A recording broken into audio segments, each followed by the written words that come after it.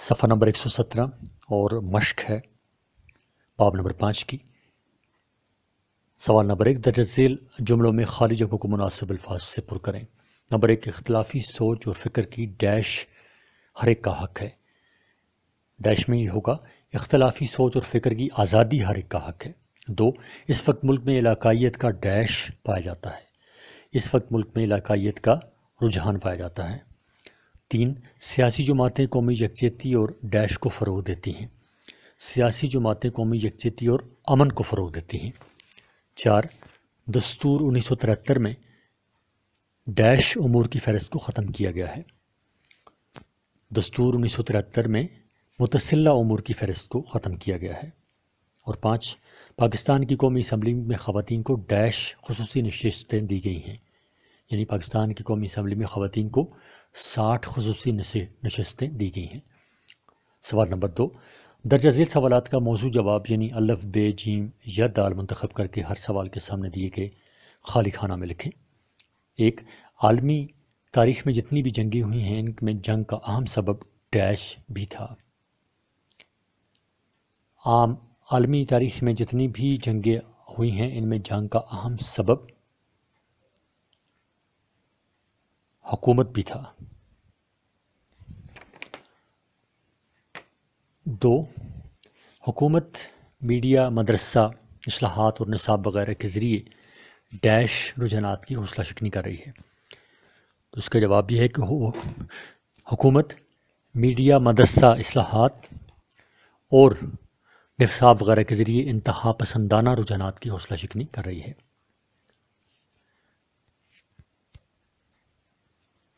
اس میں آپشنز تھے جمہوری، بے انتہا پسندانہ، جیم مثبت اور دال پائیدار۔ تو اس کا جواب یہ ہے کہ حکومت میڈیا، مدرسہ، اصلاحات اور نصاب وغیرہ کے ذریعے انتہا پسندانہ رجحانات کی حوصلہ شکنی کر رہی ہے، یعنی بے۔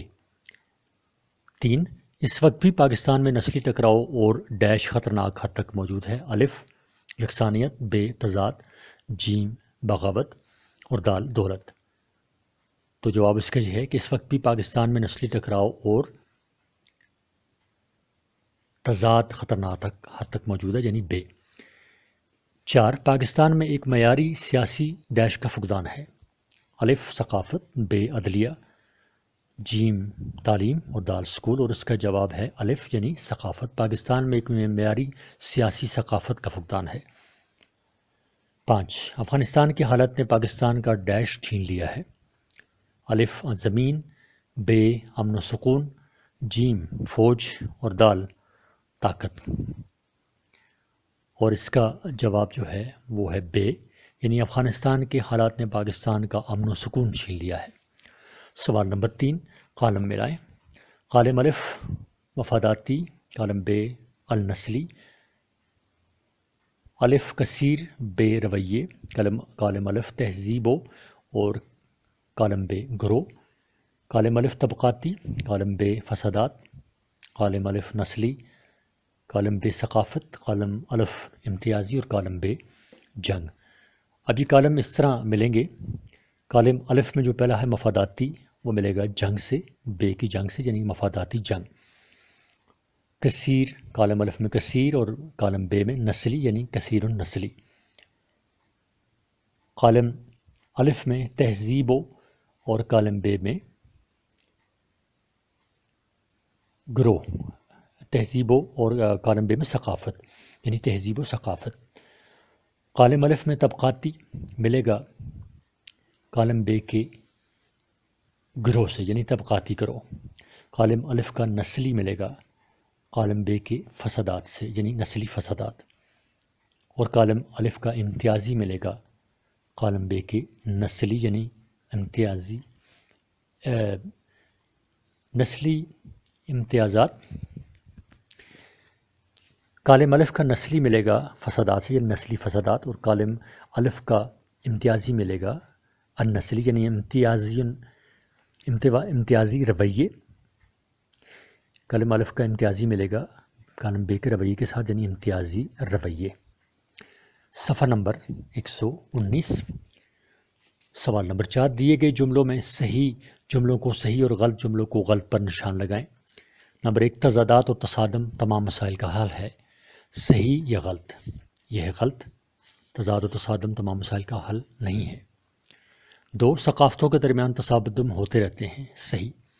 3، بھارت اور پاکستان کے درمیان مسائل گفت و شنید سے حل نہیں ہو سکتے، غلط۔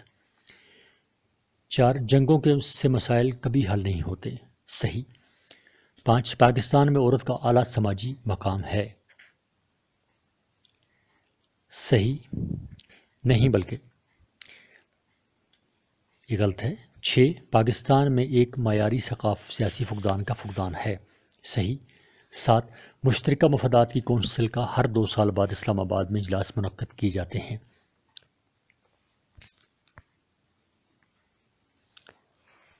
دیے گئے سوال نمبر 9، سوال نمبر 4 دیے گئے سوال نمبر 4 ہے اور صفحہ نمبر 119 ہی ہے کہ سوال نمبر 4 دیے گئے جملوں میں صحیح جملوں کو صحیح اور غلط جملوں کو غلط پر نشان لگائیں۔ 1، تضاد اور تصادم تمام مسائل کا حل ہے، غلط۔ 2، ثقافتوں کے درمیان تصادم ہوتے رہتے ہیں، صحیح۔ 3، بھارت اور پاکستان کے درمیان مسائل گفت و شنید سے حل نہیں ہو سکتے، غلط۔ 4، جنگوں سے مسائل کبھی حل نہیں ہوتے، صحیح۔ 5، پاکستان میں عورت کا اعلیٰ سماجی مقام ہے، صحیح۔ 6، پاکستان میں ایک معیاری سیاسی ثقافت کا فقدان ہے، صحیح۔ 7، مشترکہ مفادات کی کونسل کا ہر 2 سال بعد اسلام آباد میں اجلاس منعقد کیے جاتے ہیں، غلط۔ اور نمبر 8، مشترکہ منصوبوں پر مل کر کام کرنا مشترکہ کام کرنے کا عمل ہے، صحیح۔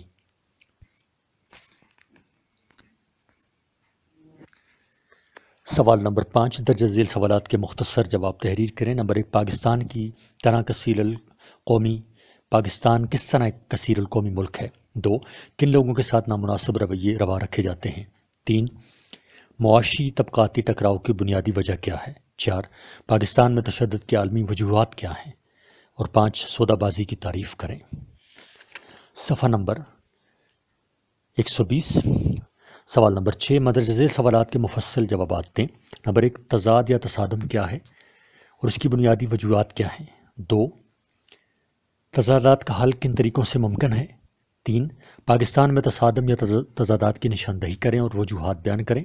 4، تضاد، تصادم، جنگ یا ٹکراؤ کے ذریعے مسائل حل کرنے کے کیا نتائج ہوتے ہیں؟ اور 5، پاکستان میں قومی سطح پر تضادات کو کیسے دیکھا گیا ہے؟ تفصیلی جواب دیں۔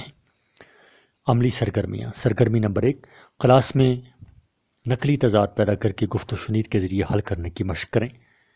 سرگرمی نمبر 2، تضاد کی وجوہات پر مضمون نویسی کا مقابلہ منعقد کریں۔ اور سرگرمی نمبر 3، کلاس میں اپنے علاقے کی ایسی شخصیت کو دعوت دیں جو جرگوں کے ذریعے مقامی مفادات و مسائل حل کرنے کی مہارت رکھتے ہوں اور وہ اپنے تجربات و مشاہدات پر لیکچر دیں۔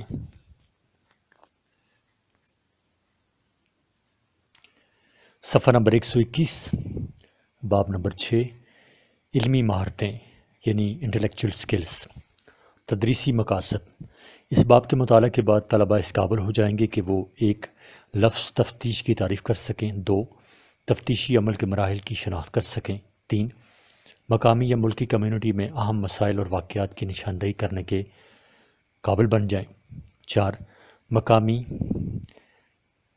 یا ملکی کمیونٹی میں اہم مسائل یا واقعات پر طلبہ اپنی مرضی کے ساتھ تفتیش کر سکیں، 5، تعصب اور پروپیگنڈا کی تعریف کر سکیں، 6، ان آلات و وسائل دیکھنے، پڑھنے اور سننے والے کی شناخت کر سکیں جو تعصب پیدا کرتے ہیں، 7، پروپیگنڈا کے مختلف طریقوں کی نشاندہی کر سکیں، 8، مختلف اخبارات اور میگزین کی مختلف رپورٹوں میں یکسانیت اور اختلاف کا موازنہ کر سکیں، 9، دی گئی معلومات سے منطقی نتائج اخذ کر سکیں۔ صفحہ نمبر 122، 10، مختلف مسائل یا واقعات کے بارے میں دستیاب ذرائع کے ذریعے معلومات جمع کر سکیں، 11، مقامی یا صوبائی پالیسی تبدیل کرنے کے لیے تجاویز دے سکیں تاکہ مسئلہ یا واقعہ صحیح انداز میں حل ہو، 12، زبانی انداز یا پاور پوائنٹ کے ذریعے پیشکش کے لیے معیار کی شناخت کر سکیں، اور 13، تفتیش سے حاصل کردہ معلومات کو زبانی انداز یا پاور پوائنٹ پیشکش کے ذریعے دوسروں کے ساتھ شریک کر سکیں۔ علمی مہارتیں تعریف۔ علمی مہارت سے مراد وہ مخصوص رویے ہیں جو کسی کام کرنے پر کامیابی سے عبور رکھے۔ یہ رویوں کی صلاحیت ہے۔ علمی مہارتوں کو عام طور پر نصاب سازی اور نفسیاتی خدمات وغیرہ میں بروکار لایا جاتا ہے۔ علمی مہارت کسی فرد کی علمیت کی علامت ہوتی ہے، یعنی ایسی علمی صلاحیت جس کی بنا پر ایک فرد کسی چیز پر سوچ سکتا ہو، استعمال میں لا سکتا ہو، قبول کر سکتا ہو یا پھر تنقید کا نشانہ بنا سکتا ہو۔ علمی مہارت کا مطلب کسی فرد کا فطری طور پر حاصل کردہ انداز ذہن ہوتا ہے۔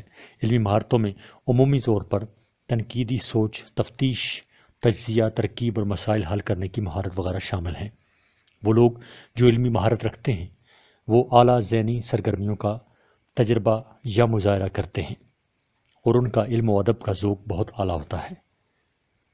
تفتیش یعنی انکوائری۔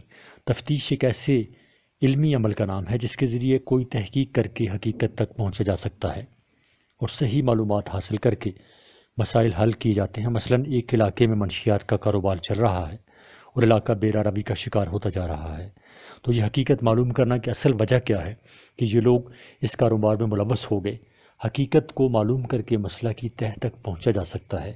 اس سارے عمل کو تفتیش کہتے ہیں۔ صفحہ نمبر 123۔ تفتیش کے لیے ایک ایسا تفتیش کار ہونا چاہیے جو مسئلے کی نوعیت کو سمجھتا ہو اور اسی عمل میں ماہر ہو، مسئلے کا تجزیہ کر سکتا ہو، تجربہ کار اور غیر جانبدار ہو تاکہ غیر متعصبانہ تفتیش کرے۔ تفتیش کے ضروری مواد اور دستاویزات کا ہونا لازمی ہے اور اس سے علاقے کے لوگوں کا تعاون بھی حاصل ہونا چاہیے کہ کوئی چیز خفیہ نہ رہے اور حقیقت سامنے آ جائے۔ منشیات کے گندے کاروبار کی حقیقت معلوم کر کے لوگوں کو جائز روزگار دینے کے لیے اقدامات کیے جا سکتے ہیں۔ تفتیش یا انکوائری کے مراحل یعنی سٹیپس آف انکوائری۔ 1. سب سے پہلے مسئلہ کی نوعیت معلوم کرنا۔ 2. ابتدائی طور پر ان لوگوں سے تحقیق کی جاتی ہے جو اس عمل سے متاثر ہوئے ہیں۔ 3. حقیقت پر مبنی ایک سوال نامہ تیار کیا جاتا ہے۔ 4. موقع یا جگہ کا مشاہدہ کرنا۔ 5. شواہد اکٹھے کرنا۔ 6. دستاویزات کی جانچ پڑتال کرنا۔ 7. ایک مفروضہ قائم کرنا۔ 8. حقیقت جاننے کے بعد تفتیش کار اپنی ایک رائے قائم کرتا ہے جس میں مسئلے کی وجوہات اور حل بتاتا ہے اور اقدامات تجویز کرتا ہے جن پر عمل کر کے منشیات کا گندا کاروبار ختم کیا جا سکے اور لوگوں کو متبادل روزگار فراہم کیا جا سکے۔ صفحہ نمبر 124۔ مقامی یا ملکی کمیونٹی میں اہم مسائل کی نشاندہی۔ Identification of important problems in local اور نیشنل کمیونٹی۔ مسائل کے پائیدار حل کے لیے لازمی ہے کہ پہلے اہم مسائل کی نشاندہی کی جائے اور یہ حقائق تک پہنچنے کا پہلا مرحلہ ہوتا ہے۔ مسائل ذاتی، خاندانی، علاقائی، ملکی اور عالمی نوعیت کے ہو سکتے ہیں۔ مسائل ہر جگہ ہوتے ہیں لیکن مسائل کی بروقت نشاندہی اور اس کے پائیدار حل کے لیے کوششوں کی ضرورت ہوتی ہے۔ مسائل کی نشاندہی کے لیے کئی اہم باتوں کا خیال رکھنا ضروری ہے۔ نمبر 1، مسائل کے شعبہ کا تعین کرنا کہ ہم نے کس میدان میں مسائل کی نشاندہی کرنی ہے، یعنی سیاسی، اقتصادی، مذہبی، سماجی، ثقافتی یا کوئی اور میدان۔ 2، عمومی قسم کے مسائل معلوم کرنے کے لیے ہمارے ملک کا ماحول ایک نمونہ ہوتا ہے، اس ماحول سے معلومات حاصل کی جا سکتی ہیں۔ 3، معلومات جمع کرنے کے لیے رسمی طریقوں یعنی مشاہدہ، سوال نامہ اور انٹرویو وغیرہ کا سہارا لینا ہوتا ہے۔ 4، مسائل کی ترجیحات مقرر کرنے کے لیے جمہوری یعنی کثرت رائے کا حصول استعمال میں لانا ہوتا ہے۔ مثال کے طور پر ایک گاؤں میں مختلف لوگوں کو جمع کر کے ان کے گاؤں کے مسائل ترجیحی بنیادوں پر معلوم کیا جانا مقصود ہے۔ لوگوں کو کہا جاتا ہے کہ اپنے گاؤں کے اہم مسائل لکھیں۔ آپ ان لکھے ہوئے مسائل میں دیکھیں کہ لوگوں کی اکثریت نے سب سے زیادہ کون سا مسئلہ لکھا ہے، اس کے بعد دوسرا سب سے زیادہ، تیسرا سب سے زیادہ، اور اس طرح ترجیحات معلوم کی جاتی ہیں۔ صفحہ نمبر 125۔ ملکی سطح پر معلومات حاصل کرنے کے مختلف طریقوں کو استعمال کیا جا سکتا ہے۔ میڈیا میں جن مسائل کا بار بار ذکر کیا جاتا ہے اسے بھی استعمال کیا جا سکتا ہے۔ سروے کے ذریعے بھی مفید اور معیاری معلومات حاصل کی جا سکتی ہیں۔ ان تمام طریقوں اور اصولوں کی روشنی میں آپ معلوم کر سکتے ہیں کہ پاکستان کے اہم مسائل ترجیحی بنیادوں پر کچھ یوں ہیں۔ نمبر 1، دہشت گردی کا مسئلہ۔ 2، توانائی کا بحران۔ 3، ملک کی یکجہتی کا مسئلہ۔ 4، مہنگائی۔ 5، بے روزگاری۔ 6، غربت۔ 7، بین الاقوامی قرضے۔ 8، روایت پسندی اور انتہا پسندی۔ 9، بچوں سے جبری مشقت۔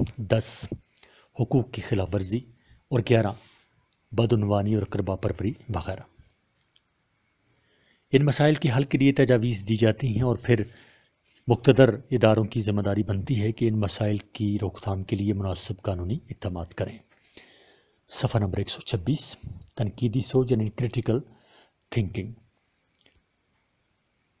تعصب یعنی باعث، کسی دوسرے کے بارے میں ایک خاص انداز میں سوچنا یا رد عمل کا اظہار کرنا تعصب کہلاتا ہے۔ اس سے مراد کسی عقیدے یا نظریے کی طرف رجحان یا ترغیب بھی ہے۔ تعصب کسی دوسرے فرد، گروہ، نظریے یا عقیدے کے حق میں یا اس کے خلاف پہلے سے سوچے ہوئے خام یا غیر ثابت رائے یا فیصلے کو کہا جاتا ہے۔ جدید دور میں اس سے مراد دوسروں کے ساتھ مخالفانہ اور دشمنانہ رویے کا نام ہے۔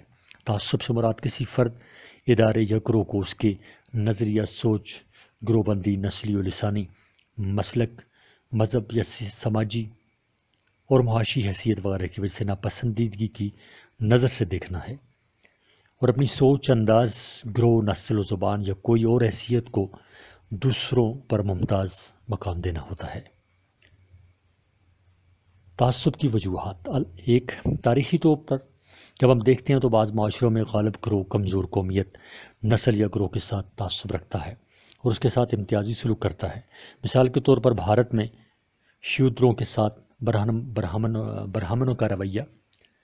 اس صورتحال میں ایک نسلی گروہ کے ارکان کو بعض مقامات کا سہولیات یا عہدوں تک رسائی سے روکا جاتا ہے۔ 2، مذہب، جنس، عمر اور جسمانی کمزوری کی بنیاد پر بھی تعصب کیا جاتا ہے۔ 3، جب کسی فرد کو خصوصی اہمیت دی جائے اور انہیں سہولیات مہیا کی جائیں اور دوسروں کو ان سہولیات اور اہمیت دینے سے انکار کیا جائے۔ صفحہ نمبر 127، جزء نمبر 4، کسی غیر اہل فرد کو غیر منصفانہ ترجیح دینا اور اہل فرد کو نہ دینا۔ 5، تعصب انداز فکر اور نقطہ نظر میں اختلاف کی وجہ سے بھی پیدا ہوتا ہے۔ مثال کے طور پر ایک روایتی معاشرہ میں جب ہم دیکھتے ہیں تو مختلف سیاسی جماعتوں کے ارکان ایک دوسرے سے بہت تعصب کرتے ہیں۔ 6، اعتدال کا فقدان بھی تعصب کا سبب بنتا ہے۔ اعتدال کا فقدان بھی تعصب کا سبب بنتا ہے۔ 7، غیر جانبداری اور انصاف کا فقدان بھی تعصب پیدا کر سکتا ہے۔ 8، عدم رواداری، عدم برداشت، عدم مساوات، عدم انسانیت اور اسلام اور عدم قبولیت تعصب کی بنیادی وجوہات ہیں۔ 9،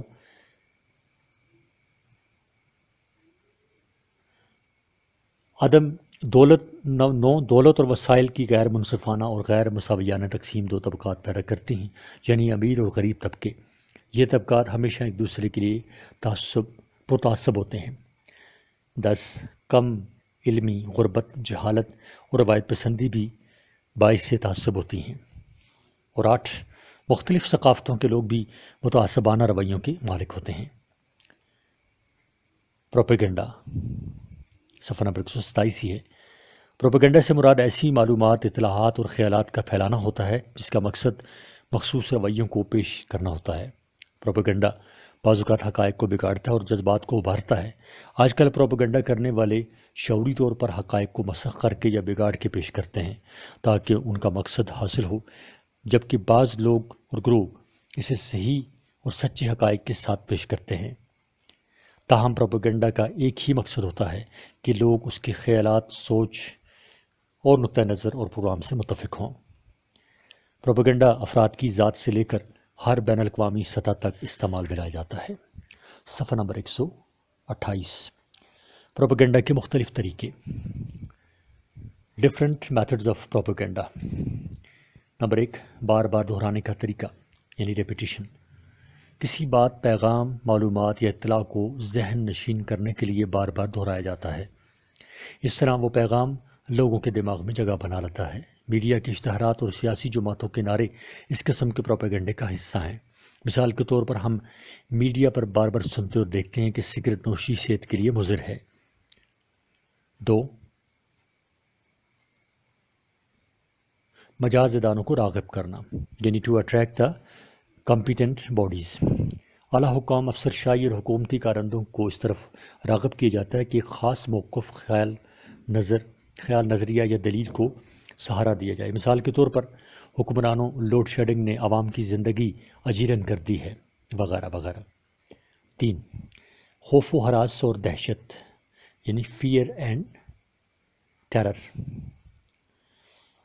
اس طریقہ میں مخصوص علاقہ یا آبادی میں خاص قسم کے خیالات، نظریہ، سوچ، نقطہ نظر یا عمل کو سہارا دینے یا اس سے دور رہنے پر خوف و ہراس پھیلا کر مجبور کیا جا سکتا ہے۔ 4، بالآخر فتح کی اپیل آف الٹیمیٹ سکسیس، کسی کو یہ باور کرانا کہ بالآخر فتح ہماری ہے اور ہم آئیں وہیں کریں جو سب کرتے ہیں۔ فتح کا مضبوط پروپیگنڈا معتدل اور مخالف قوتوں کو ہی کرنے پر مجبور کرتا ہے جو پروپیگنڈا کرنے والا چاہتا ہے۔ 5، اجتماع و اکثریت کا ساتھ دینا، یعنی to support majority and collective will. انسان کی فطری خواہش ہوتی ہے کہ جتنے والے کا ساتھ دے۔ اس پروپیگنڈا میں لوگوں کو یقین دلایا جاتا ہے کہ یہ پروگرام عوامی طاقت اور ناقابل مزاحمت اور ناقابل شکست عوامی تحریک کا اظہار ہے۔ عوامی سیلاب کو روکا نہیں جا سکتا۔ صفحہ نمبر 129۔ معتدل اور مخالف قوتوں کی خیر و فلاح اسی میں ہے کہ اکثریتی اجتماع کا ساتھ دیں۔ 6، کامیاب لوگ، یعنی سکسیسفل پیپل۔ اس طریقہ میں مشہور لوگ دلکشی کا سبب بنتے ہیں۔ اس بات کا پروپیگنڈا کیا جاتا ہے کہ فلاں فلاں شخصیت اسی وجہ سے مشہور اور کامیاب ہے کہ اس نے یہ نظریہ، طریقہ، گروہ، سوچ اور عمل اختیار کیا تھا اور وہ کامیاب ہو گیا۔ اس طرح لوگوں کو وہی راستہ اختیار کرنے کی ترغیب دی جاتی ہے۔ 7، کسی واقعے کا بار بار بیان، یعنی ریپیٹیشن آف این ایونٹ۔ جب کسی ظلم، غیر منصفانہ رویے، زیادتی، جبر الستم پر مبنی واقعے کو مظلوم کے سامنے بار بار بیان کیا جاتا ہے تو اس کے جذبات کو مقابلہ کے لیے تیار کیا جاتا ہے۔ ایسے واقعات میں سچائی بھی ہوتی ہے، اس لیے اسے بیان کرنے میں حقیقت کا عنصر بھی شامل ہوتا ہے۔ اس کے بیان کرنے میں حقیقت کا عنصر شامل ہوتا ہے۔ ایسی دہرائی جذبات پر جلد اور مؤثر اثر کرتی ہے۔ پہلی جنگ عظیم کے بعد جرمنی کے ساتھ ظلم کیا گیا اور جرمن کی عادت نے اسے بار بار بیان کر کے جرمنوں کو مخالفین کے خلاف خوب تیار کیا۔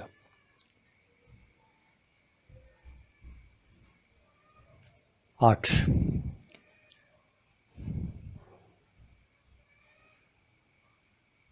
قائل کرنے کا طریقہ، یعنی کنونسنگ میتھڈ۔ اس طریقہ میں پروپیگنڈا کرنے والا حاضرین کی نفسیات سمجھ کر، یعنی ان کی نبض پر ہاتھ رکھ کر ان کو اپنا طرفدار بنانے کی کوشش کرتا ہے۔ اس طریقہ کے مطابق عام انداز میں بات کر کے حاضرین کی توجہ اور اعتماد حاصل کیا جاتا ہے۔ یہ طریقہ اس وقت کامیاب ہوتا ہے جب آمنے سامنے بات ہو۔ 6، مشہور شخصیات کا سہارا، یعنی support of prominent personalities. Propaganda کرنے والا مشہور و معروف شخصیات کی خدمات حاصل کر کے اپنی بات آگے بڑھاتا ہے۔ مثال کے طور پر پاکستان میں اداکار، کھلاڑی اور سماجی شخصیات ٹی وی اشتہارات میں استعمال کی جاتے ہیں۔ مذہبی شخصیات اور قیادت کو اس طریقہ میں بہت اہمیت حاصل ہوتی ہے۔ صفحہ نمبر 130، جز نمبر 10، کردار کشی، یعنی کریکٹر اسیسینیشن۔ پروپیگنڈا کے انداز میں مخالف گروہ کے افراد کی کردار کشی کی جاتی ہے۔ اس میں اکثر غلط الزامات لگا کر مخالفین کو ایک برائی کے طور پر پیش کیا جاتا ہے۔ 11، غلط معلومات، یعنی رانگ انفارمیشن۔ سرکاری ریکارڈ سے معلومات حذف کرنا یا اس میں شامل کرنا تاکہ ایک واقعے یا عمل کا غلط ریکارڈ بنایا جائے۔ یہ تبدیلی تصویر، ویڈیو، نشریات، بصری ریکارڈ، تحریری ریکارڈ میں کیا جاتا ہے۔ یہ پروپیگنڈا کا ایک اہم طریقہ ہے جو پروپیگنڈا کرنے والا ذاتی یا گروہی مفادات کے حصول کے لیے کرتا ہے۔ 12 اصل سے بڑھا چڑھا کر بیان کرنا، یعنی ایگزیجریشن۔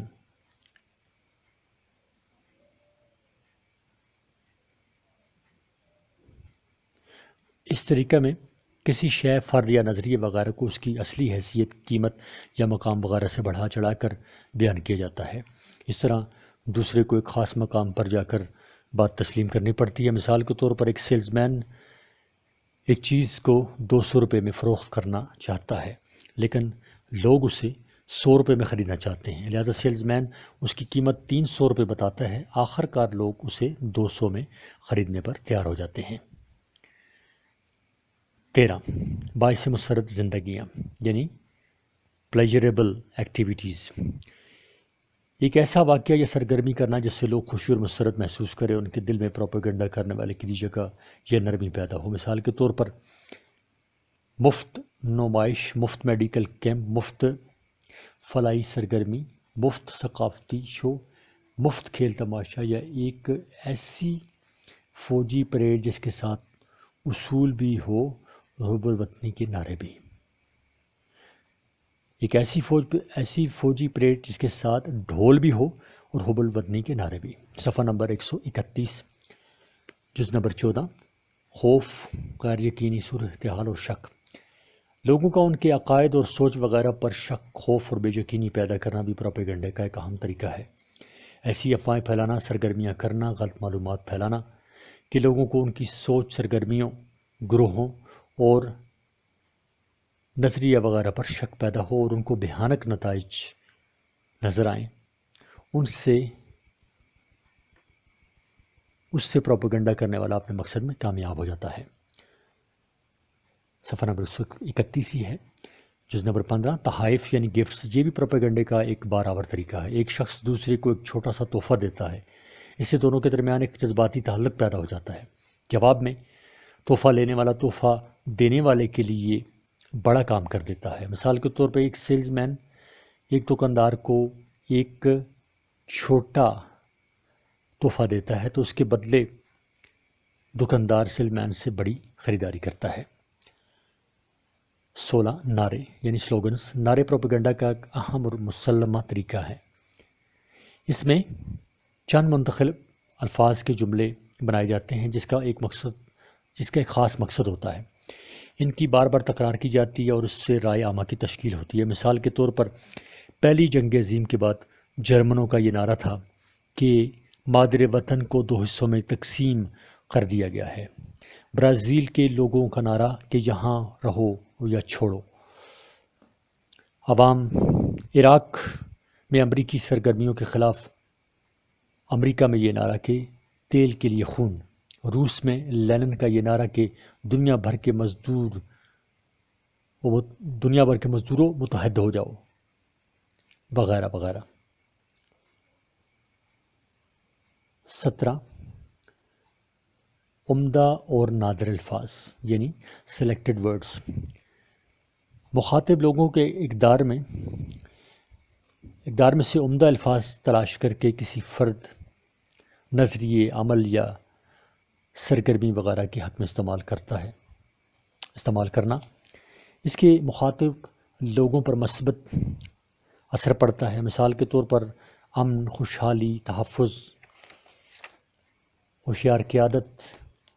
صفحہ نمبر 132، آزادی، سچائی اور ناموس سے وطن وغیرہ ایسے الفاظ ہیں جو پروپیگنڈا کرنے والا استعمال کرتا ہے۔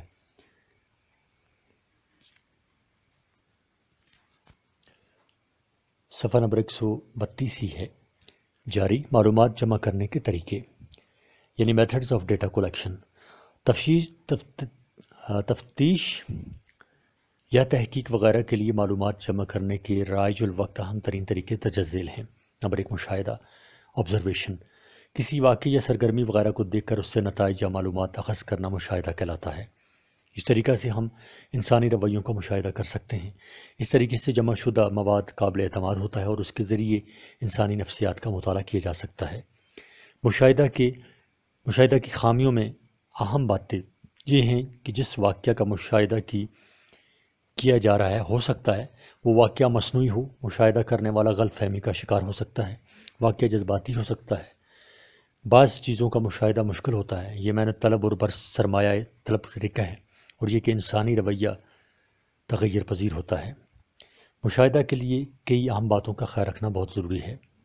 ایک، الف، مشاہدہ کرنے والا تجربہ کار ہو اور اس سے موضوع کے بارے میں علم حاصل ہو۔ بے، وہ غیر جانبدار ہو اور اس میں تحقیق کا جذبہ ہو۔ جیم، وہ جذبات سے مرغوب ہونے والا نہ ہو اور اس میں پیشہ ورانہ ذہانت ہو، پیشہ ورانہ دیانت ہو۔ دال، اس کے پاس وسائل ہوں۔ ڈال، اس میں مشکلات سے مقابلہ کا حوصلہ موجود ہو۔ زال، مشاہدہ کرنے والے کو الیکٹرانی آلات مثلاً کیمرہ، ٹیپ ریکارڈر، موبائل وغیرہ کے استعمال کے بارے میں علم حاصل ہو تاکہ مشاہدہ کے دوران ان چیزوں کا استعمال کیا جائے۔ صفحہ نمبر 133 یعنی 133۔ رے، اس کے پاس وقت ہو۔ زے، وہ مشاہدہ کے دوران ذاتی پسند اور ناپسند سے مبرہ ہو۔ اور سین، مشاہدہ کنندہ کو خاموش تماشائی کا کردار ادا کرنا ہوتا ہے، اسے دور اندیش اور بیدار ہونا چاہیے۔ 2، سوال نامہ یعنی کوشچنئر۔ معلومات جمع کرنے کا ایک اور اہم طریقہ سوال نامہ ہے۔ اس میں پہلے سے تیار شدہ سوالات پوچھے جاتے ہیں۔ ان کی اقسام میں سادہ براہ راست سوالات، دیے گئے جوابات میں صحیح کا انتخاب یا پھر ہاں یا نہیں میں جواب دینا شامل ہیں۔ اس طریقہ میں سب سے پہلے سوالات تیار کرنے ہوتے ہیں۔ اچھے سوالات کی خصوصیات یہ ہوتی ہیں: الف، سوالات سادہ اور موضوع کے مطابق ہوں۔ بے، سوالات کے الفاظ اور زبان آسان اور قابل سمجھ ہو۔ جیم، ان سے جواب دہندہ کی شخصیت پر منفی اثر نہ ہو۔ دال، سوالات تعصب سے پاک ہوں۔ رے، سوالات اس قسم کے ہوں کہ جواب دہندہ کو جواب دینے کے لیے خوب موقع ملے۔ زے، سوال نامہ دلچسپ اور معلوماتی ہو۔ سین، اس کے اندر تضاد نہ ہو۔ شین، یہ مقامی زبانوں میں ہو اور اس میں جذبات کا عمل دخل نہ ہو۔ اور توئے، سوالات اس طرح ہوں کہ موضوع کے ہر پہلو کو واضح کر سکیں۔ 3، انٹرویو سوال کنندہ اور جواب دہندہ کے درمیان براہ راست عمل کا نام ہے۔ اس میں سوال پوچھنے والا اور جواب دینے والا آمنے سامنے ہوتے ہیں۔ انٹرویو لینے کے لیے ایک شیڈول ہوتا ہے، ایک اسکیجول ہوتا ہے۔ اس میں درجہ ذیل چیزیں شامل ہوتی ہیں۔ صفحہ نمبر 134۔ الف، اس ادارے کا تعارف کرنا جو انٹرویو لیتا ہے۔ بے، انٹرویو لینے والے کے لیے ہدایات۔ جیم، سوالات جیسے کہ سوالات کی خصوصیت میں دیا گیا ہے۔ اور دال، وقت کا خیال۔ انٹرویو کا طریقہ۔ الف، انٹرویو دینے والے کو دوستانہ الفاظ کے ساتھ مخاطب کیا جائے۔ بے، ریکارڈ کرنے والے کو چیک کیا جائے۔ جیم، انٹرویو دینے والے کے جذبات کو نہ چھیڑا جائے۔ جیم۔ دال، اچھے الفاظ کے ذریعے جواب دہندہ کی حوصلہ افزائی ہونی چاہیے۔ رے، جواب دہندہ کو ہراساں نہ کیا جائے۔ زے، سوالات کے درمیان وقفہ ہونا چاہیے۔ سین، سوالات میں تسلسل کا ہونا ضروری ہے۔ شین، حقائق پر مبنی سوالات پوچھنا ضروری ہیں۔ توئے، سوالات آسان، قابل سمجھ اور معقول ہوں۔ زول، جواب دہندہ کے لیے مزید معلومات فراہم کرنے کا موقع ہو۔ اور کاف، خاص قسم کے مشاہدے کو نوٹ کرنا چاہیے۔ انٹرویو کی خوبیوں میں اس کی لچک، وسیع معلومات، ماحول پر گرفت، منظم اور مرتب طریقہ اور مکمل معلومات کا حصول شامل ہے۔ اس کی خامیوں میں انٹرویو کنندہ اور دہندہ کے رویے، زیادہ خرچ اور انٹرویو کے ماحول کا اثر شامل ہوتا ہے۔ صفحہ نمبر 135 یعنی 135، جز نمبر 4 ہے اس کا۔ سوال نمبر 4، دستاویزات و کاغذات کی چھان بین یعنی اسکروٹنی آف ڈاکومنٹس، یہ چوتھا جز ہے۔ یہ معلومات حاصل کرنے کا ایک اہم طریقہ ہے۔ تحقیق کنندہ سرکاری کاغذات اور ریکارڈ کی چھان بین کر کے معلومات اخذ کرتا ہے۔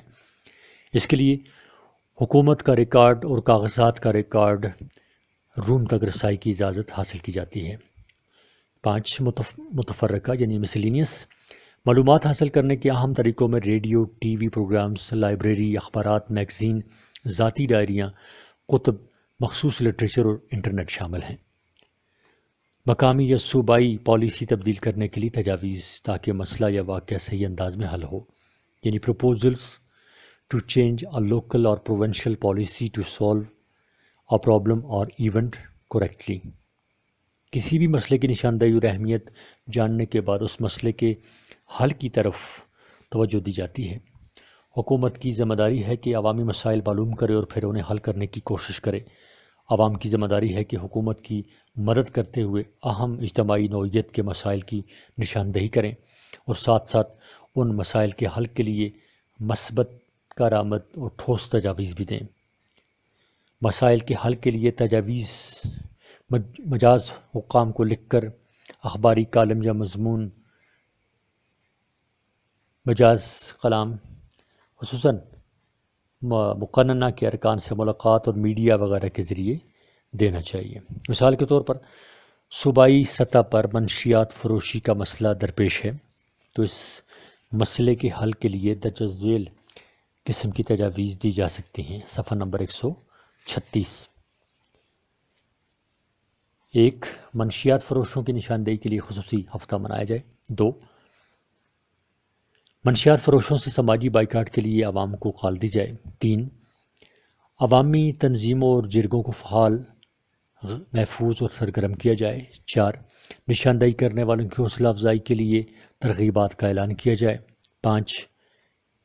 اس گندے کاروبار میں ملوث افراد کو مثالی سزائیں دینے کے لیے قانون سازی کی جائے۔ 6.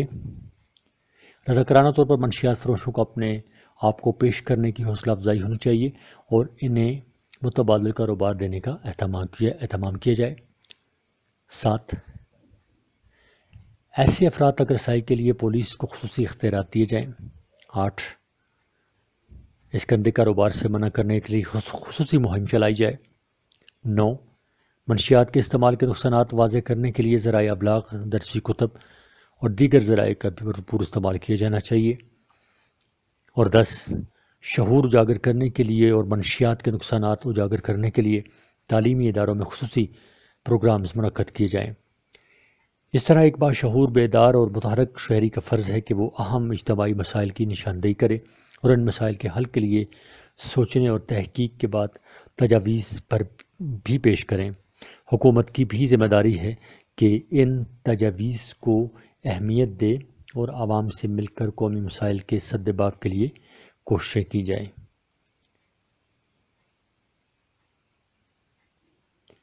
تفتیش سے حاصل کردہ صفحہ نمبر 136 ہی ہے۔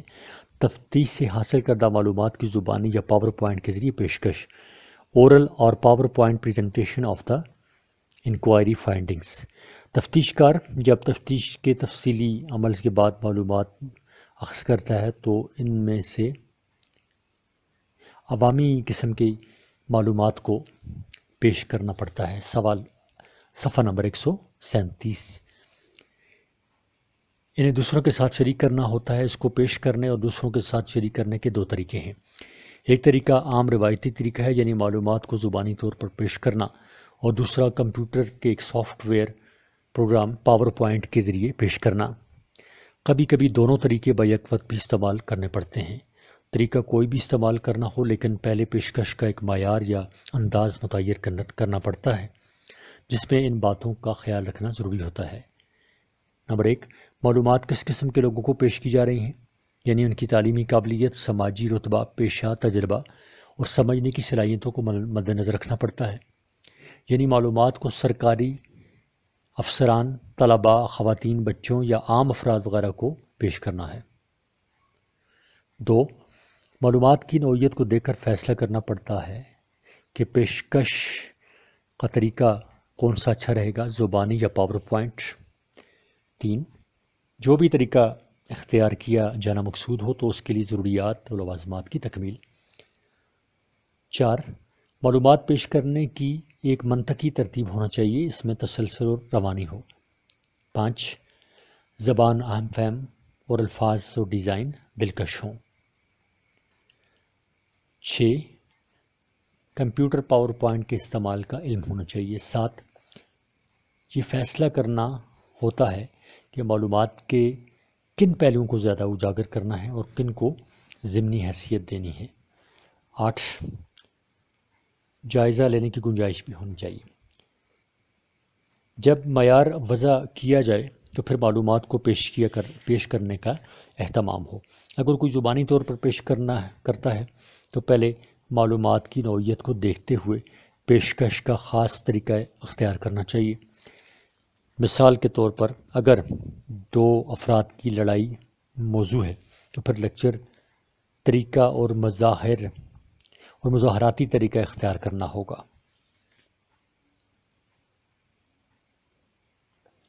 یعنی آپ کی معلومات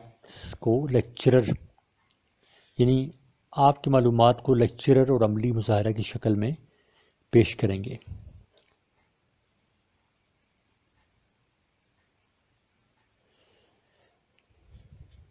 اگر معلومات اعداد و شمار پر مشتمل ہو تو لیکچر میں کارڈ، بورڈز اور چارٹ وغیرہ یا پھر پاور پوائنٹ میں ٹیبل کا استعمال کرنا ہوگا۔ پیشکش سے پہلے معلومات کو مختلف قسم کے چارٹ اور کارڈز پر ڈیزائن کیا جائے اور انہیں ترتیب سے پیش کیا جائے۔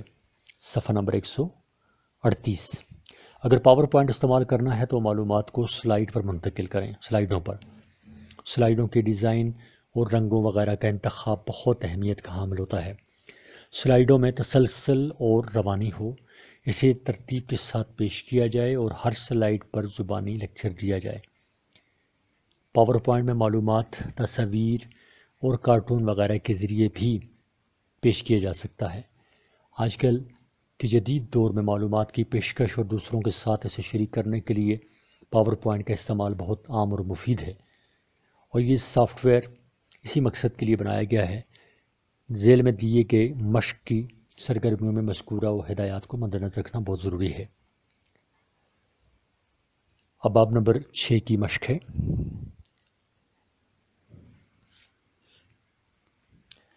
صفحہ نمبر 138 جاری ہے اور اب آتے ہیں اس باب کی مشق کی طرف، یعنی باب نمبر 6 کی مشق کی طرف۔ سوال نمبر 1، درجہ ذیل جملوں میں خالی جگہوں کو مناسب الفاظ سے پر کریں۔ نمبر 1، مسائل کو پائیدار بنیادوں پر حل کرنے کے لیے پہلے مسائل کی ڈیش کی جائے۔ جواب اس کا یہ ہے کہ مسائل کو پائیدار بنیادوں پر حل کرنے کے لیے پہلے مسائل کی نشاندہی کی جائے۔ 2، مذہب، جنس، عمر اور ڈیش کمزوری کی بنیاد پر بھی تعصب کیا جاتا ہے۔ مذہب، جنس، عمر اور جسمانی کمزوری کی بنیاد پر بھی تعصب کیا جاتا ہے۔ 3، عوامی ڈیش کو روکا نہیں جا سکتا۔ اس کا جواب ہے کہ عوامی تحریک کو روکا نہیں جا سکتا۔ 4، جس واقعہ کا ڈیش کیا جا رہا ہے ہو سکتا ہے کہ وہ مصنوعی ہو، اور 4 کا جواب ہے جس واقعہ کا مشاہدہ کیا جا رہا ہے ہو سکتا ہے کہ وہ مصنوعی ہو۔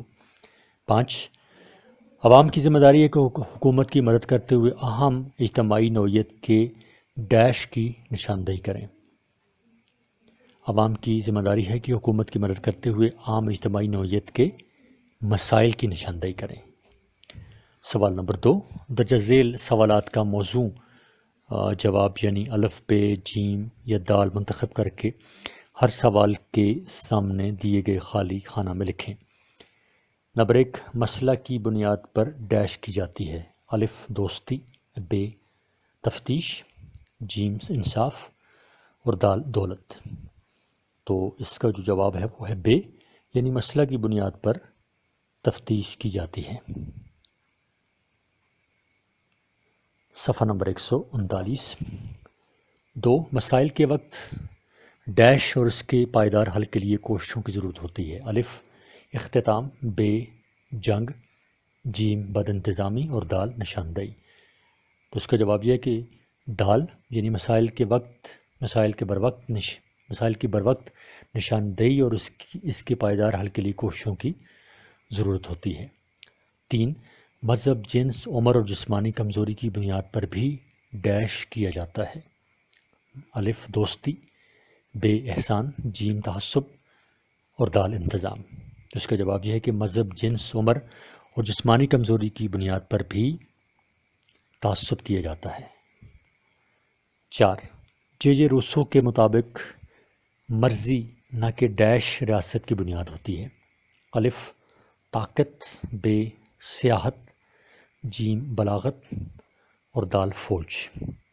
تو اس کا جواب الف میں ہے، یعنی جے جے روسو کے مطابق مرضی نہ کہ طاقت ریاست کی بنیاد ہوتی ہے۔ سوال جز نمبر 5، ڈیش اس طرح ہوں کہ موضوع کے ہر پہلو کو واضح کر سکے۔ الف دفعات، بے حالات، جیم واقعات اور دال سوالات۔ تو اس کا جواب ہے دال، یعنی سوالات اس طرح کے ہوں کہ موضوع کے ہر پہلو کو واضح کر سکے۔